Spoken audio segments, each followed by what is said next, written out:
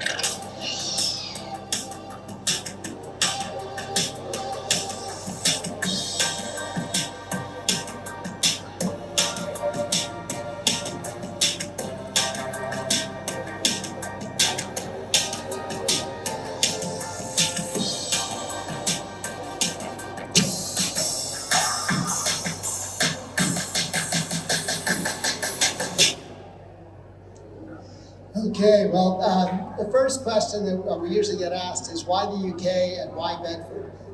So why the UK? The answer is obvious. It's the weather. Totals like this every day. But we have parks around the world right now: Hollywood, Orlando, Beijing, Osaka, and Singapore. But we don't have anything here in Europe. And England's a very logical place for us to put a park because of the large population, the large number of tourists, the fact that England has a vibrant creative community, and it's just an excellent place to build a park. And as you saw from your own reactions today, we know people here in this country have great interest in our product.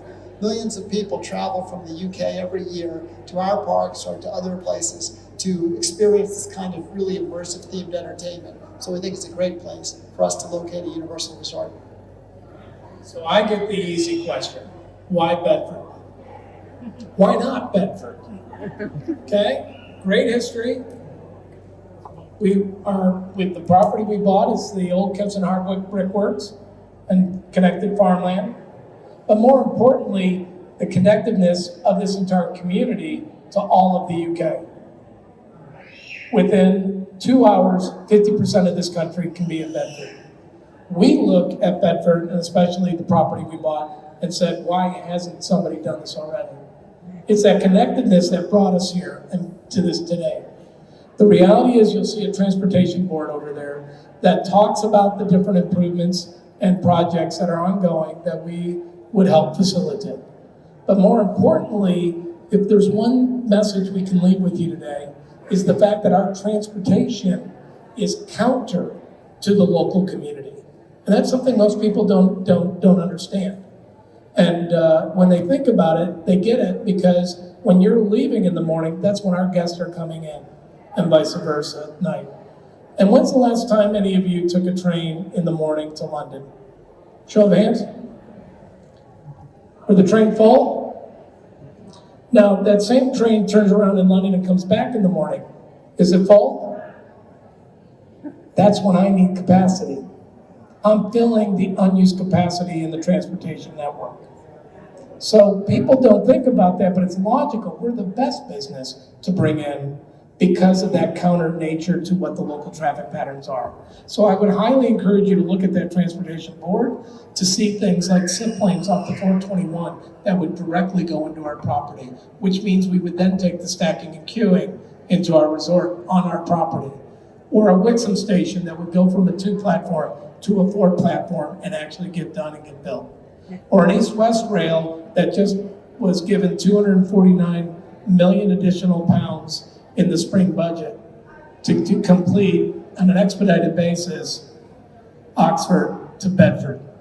So those are the kind of things that we look at to make this all a reality. Thank you. There are a couple of other things about the site that are great too. The particular land we bought, first of all, it's flat. It's really nice to build on flat land. It's farmland there, as John mentioned, the old brickwork site. The second thing is it's large enough. We have 476 acres we've bought already, and we have option on additional land too. So that's big enough for us to realize our ambition to build a world-class resort here. And the third and probably most important reason is just the reception that we've gotten. From the first day we walked into the Bedford Town Hall and told the people there that we were interested in building a resort here in Bedford. Is just the level of enthusiasm has been great. Tremendous positive reaction from the local community, and we really appreciate that. We don't take it for granted, which is why we're here today to tell you more about our project and learn from you. And we really are excited about the site itself because if we move forward, there's some wonderful natural habitat out there. It's right next to a county park. And we look at stormwater and stormwater management and the flows of those waters through the property, not as a challenge. Everywhere we operate, we celebrate those water bodies and figure out how to best utilize them as part of the amenities. And in fact, in Orlando, where we're building a very similar product right now, we actually created uplands and wetlands and habitat and control structures to protect the thing called Shingle Creek. Has anybody ever heard of Shingle Creek? Shingle Creek is the headwaters to the Everglades. And if we can protect the Everglades, we can do some pretty special things with the water bodies here around this site. We're going to talk now a little bit about the benefits that would accrue to the area if we decided to go forward. And the first and most obvious one is definitely jobs. So during the construction of this resort, based on our prior experience, we estimate we create about 20,000 jobs over about a 5-year period.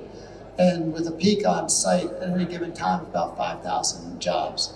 Once we open the resort, we'd have 8,000 ongoing jobs created, rising over time to more like 10. And our past experience says that for every job we create directly on our site, we create another 1.5 jobs in the community for people who are supplying us with products and services and things like that in the wider area. So it creates an enormous number of jobs. But we take a lot of pride at Universal in the fact that we don't just create jobs, we create careers for people.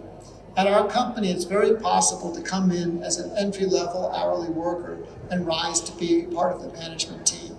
So in Orlando, 50% of our management team started with us as hourly workers in the front line of the business. And Karen Irwin, who runs the Universal Orlando Resort, which is 3 theme parks, 1 water park, 8 hotels, about 20 additional restaurants. She started managing 1 cart when she graduated from university. So it really is quite possible in our organization to rise up to the top.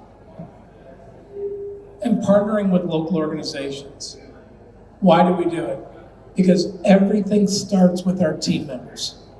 We are governed by a phrase, TSAT, team member satisfaction, equals GSAT, guest satisfaction, which equals a fair and equitable return. It all starts with creating a world-class experience with our employees and where they work, live, and play.